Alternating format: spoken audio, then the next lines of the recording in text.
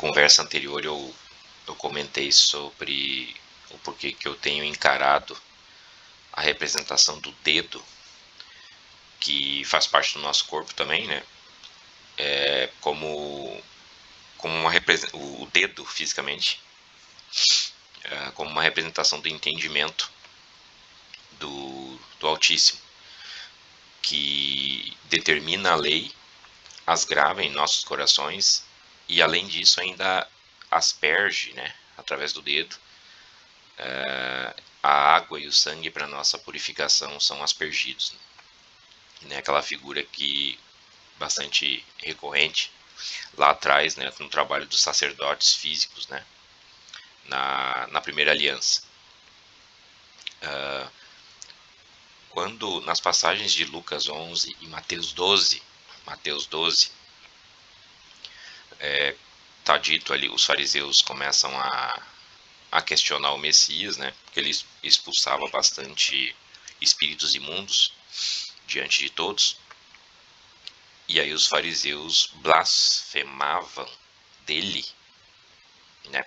Blasfêmia, né? Tira a honra do verdadeiro para pôr a honra no falso, né? Eles diziam que ele expulsava demônios pelo príncipe dos demônios. Então estava ali uma espécie de chefão de demônios. E ele tinha poder sobre os seus subordinados. E isso era a visão dos fariseus, tá? E aí depois o Messias arrematou dizendo que esse tipo de coisa, que é a blasfêmia contra o próprio Espírito do Criador, jamais seria perdoado, né? Ele perdoaria uma palavra contra o Pai, uma palavra contra ele mesmo, o Filho, mas esse tipo de troca, né, de acusação, isso não teria como ser perdoado nem aqui e nem no juízo vindouro, né, que é o definitivo, para onde as pessoas terão suas absolvições para a vida eterna ou suas condenações para a morte eterna, que seria deixar de existir para sempre, né? A desconexão ao ser, né, a fonte de toda a existência, de modo definitivo e irreversível, né? Isso aqui é o entendido que é o Sheol, a versão hebraica, né? A visão hebraica do Sheol, que é a sepultura definitiva. Então, mas as passagens ali, claro que a gente tem todo o problema de tradução durante todos esses anos, né? Tradução das escrituras de uma versão para outra, se afastando cada vez mais da ideia original, mas alguns escritos dão a entender que o que o Messias falou ali, que ele contrapôs os fariseus, né? E disse que não, se eu expulso os demônios por Baal Zebu, o senhor das moscas, né? Beuzebu, o senhor das moscas, então os filhos deles, ou seja, dentro das religiões aí, dentro dos templos, né? Por quem que eles expulsam então, né? Veja que o legado dos fariseus está aí até hoje, né? Onde que a gente vê a expulsão, essa ideia de expulsão de demônios? Aonde a gente vê? A gente vê no poder público, nas prefeituras, a gente vê nos hospitais, nas clínicas, né? Nas escolas, onde a gente vê a prática de expulsão de demônios, né? Parecem serem feitas até hoje, 2000 anos depois, pelos mesmos fariseus, certo? E então, mas os filhos dos fariseus que existem ainda hoje, eles expulsam por quem, então, né? E porque se ele lá atrás expulsava pelo demônio, esses aqui não podem fazer melhor que ele, né? Agora, se eles, aí foi aqui que ele respondeu, né?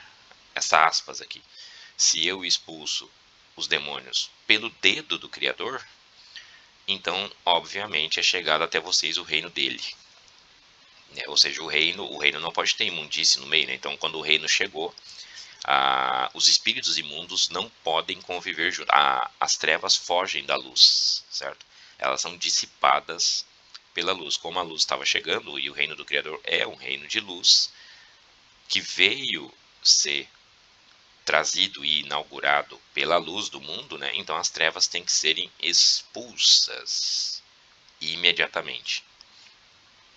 Mas o termo que ele usou, alguns escritos dão referência a isso, que ele usou o termo pelo dedo do Altíssimo, pelo dedo do Criador. Ele usou esse termo aqui, o dedo, né? E em outras versões afirma que é o Espírito. Então existe uma conexão aqui entre o termo dedo do Criador e o Espírito, né? Na própria ideia do jumentinho, carregador de fardos, né, tá dito ali que o Messias nos ensinou, né, que os fariseus, os mesmos de sempre, né, os religiosos, eles obrigam as pessoas a carregar cargas pesadíssimas, mas eles mesmos nem com o dedo movem aquele fardo, né? Se o dedo for o espírito deles, ou seja, o que está no cerne do entendimento deles mesmos, dos próprios fariseus, né? Isso faz sentido também, mais uma vez, porque a gente sabe que hoje dentro aí das religiões, esses líderes aí, que são os cães, né, que são os salteadores, eles obrigam as pessoas a fazerem inúmeros votos e obrigações e sacrifícios, mas eles mesmos não têm isso dentro deles, né? Não sei se vocês concordam comigo, né? No íntimo deles, eles até debocham desse tipo de liturgia e eles mesmos não praticam, né? O exemplo mais comum que a gente pode falar, que é recorrente, que está batido, que todas as pessoas já estão acordando para isso, né? E por isso até o êxodo maciço, né, de pessoas saindo das religiões, é a famosa velha questão do dinheiro, né? Do dízimo em dinheiro, da dinheirama, da petição abusiva de dinheiro, né? Então, quer dizer, todo mundo tem que sacrificar, todo mundo tem que dar 10%, todo mundo quer, mas eles não dão 10% de nada, esses homens, esses líderes aí. Eles não tiram 10% dos montões de grana que eles arrecadam lá para nada. Então, essa carga pesada que eles impõem em cima dos jumentinhos, eles não movem nem com o próprio dedo deles, ou seja, dentro do íntimo deles, o espírito que eles têm não acredita nisso. Eles só fazem os outros acreditarem para tirar vantagem. Vantagem aqui, proveito apenas físico desse mundo, que vai acabar já.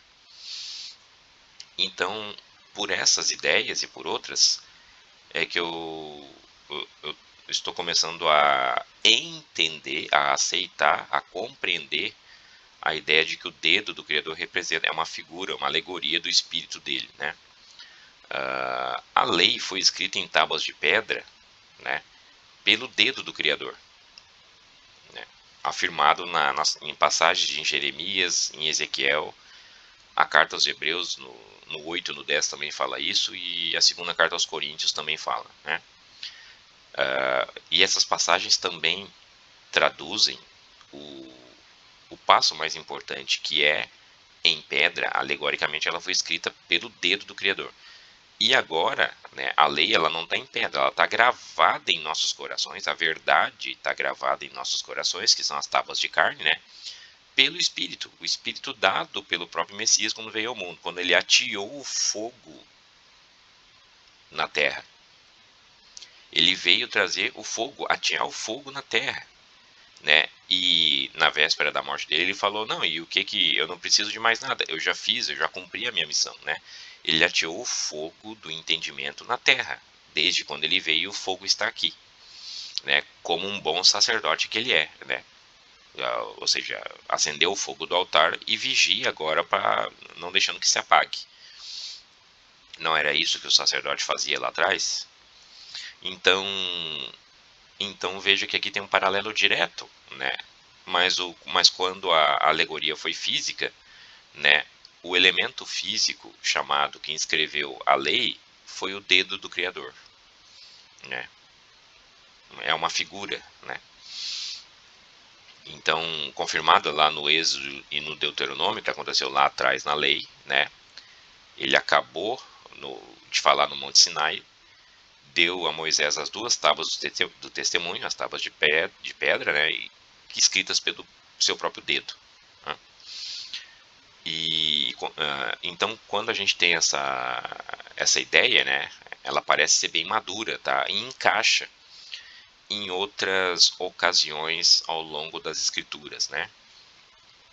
E a mais reveladora delas, né, é quando o Messias livrou da morte por apedrejamento a mulher pega em flagrante adultério, né?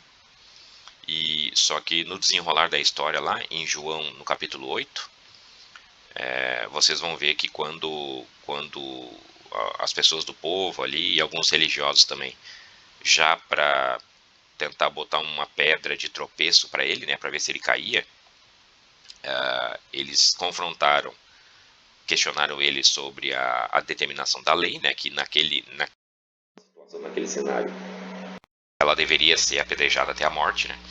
Então confrontaram ele com isso para ver o que ele dizia, para ver se ele contradiria a lei, né? Arranjando um pretexto para que ele fosse já preso ou morto, né? E aí nesse momento o Messias se abaixa e começa a rabiscar, como se estivesse rabiscando, estabelecendo um contato do dedo dele com a terra no chão. Tá? E aí foi o que ele disse assim: não, aquele que tem que tá sem pecado pode atirar a primeira. Um a um foram largando, desde os mais idosos até os mais novos, foram largando as pedras no chão, um a um, viraram as costas e foram para casa, né? Então, o que eu entendo que ele está fazendo ali, né? O que ele está fazendo ali, na verdade, é de arrepiar, né? Quando o homem, o filho do homem, a forma física do Altíssimo, que é Espírito, a forma física do Criador em pessoa, né? Que não tem essa forma porque é Espírito, mas assumiu essa forma pela necessidade do sacrifício, né? Quando o Altíssimo estava aqui, entre nós, a arca, a gente sabe também que a terra representa o povo dele, Israel, não o físico, mas o verdadeiro. Por quê? Porque é a porção que se elevou de cima das águas, né? As águas são povos, multidões, nações e línguas, espiritualmente falando, né? Conforme o Apocalipse já nos diz. Israel, então, que é o povo dele, aqueles que seguirão, serão fiéis a ele, representa a terra, porque é a porção que se elevou das águas. Isso a criação lá atrás nos ensinou. Tá? É uma alegoria. E então o fato dele rabiscar com o dedo ali na terra significa que o ser, o Altíssimo, né, estava, a partir daquele momento, ele ia trazer o espírito dele a Israel. Ó, o que ele diria ali na sequência é o espírito dele, tá, sobre Israel, entrando em contato finalmente com o povo dele, com Israel. E aí o que ele disse? Ele disse para condenar, ele disse para aplicar a pena, ele disse para levar ela a um tribunal. Não. Ele falou o seguinte: vocês podem condenar ela, jogar a pedra nela, na mulher pega em flagrante adultério, desde que vocês também não tenham culpa alguma. Esse é o verdadeiro espírito dele. Ou seja, as nossas falhas a partir de agora, a partir de que ele encostou o dedo dele na terra, Israel, as nossas falhas estão todas perdoadas. Apenas ele pode julgar. Ele sim pode julgar, por quê? Porque ele não tem falha, certo? Agora, nós aqui, uns aos outros, nenhum de nós pode acusar quem quer que seja. Essa é a lei a partir de agora. Esse é o Espírito. A verdade gravada em nossos corações, as tábuas de carne, pelo dedo dele. Por isso que eu entendo que ele fez esse sinal de rabiscar com o dedo na terra. É o Espírito do Criador sendo aplicado agora na terra, em Israel, o povo dele. Imediatamente depois de ele ter feito esse sinal físico, ele falou isso, que é a base de tudo que ele veio nos ensinar. Não julgueis para que não sejam julgados, né? Perdoar o próximo, né? Orar, inclusive por quem nos persegue. Esse é o dedo do Criador rabiscando sobre a terra, Israel. E aí é de arrepiar quando a gente entende isso aí. E que é mais uma coisa também que eu entendo que confirma, né? Até porque não só toda acusação, mas todo entendimento também ele deve ser confirmado por pelo menos 2 ou 3 testemunhas, né? Não é o que a lei dizia. Então a gente tem mais de uma aqui, né? Confirmando, dando essa ideia dessa representação alegórica e física, claro, né? Da extremidade do nosso corpo representar esse que é o que dá o contato com as coisas, né? Quer dizer, a finalidade das nossas ações está na ponta dos nossos dedos, né? Que é onde a gente entra em contato com as coisas, né? Com as ferramentas, enfim, né? E lá atrás também os sacerdotes, eles apenas molhavam a ponta do dedo, né? Na água, no sangue, né? Na água com cinzas, né? Para as aspersões de purificação, né? E de santificação de qualquer coisa dentro do tabernáculo, né? Então isso também tem essa ideia, né? A própria consagração lá no livro de Levítico, a consagração do sacerdote, quando ele era nomeado, né? Um levita ele era nomeado a exercer o sacerdote, né? Era molhado uma pontinha de sangue na ponta da orelha do camarada e nos dedos, né? No polegar direito da mão e no polegar direito do pé também, né? Então veja que aí tem um ensinamento implícito aí, tá? No que diz respeito ao dedo.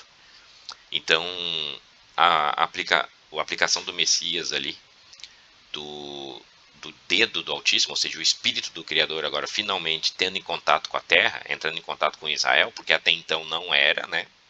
Até então as alegorias da lei e de Moisés não eram isso, né?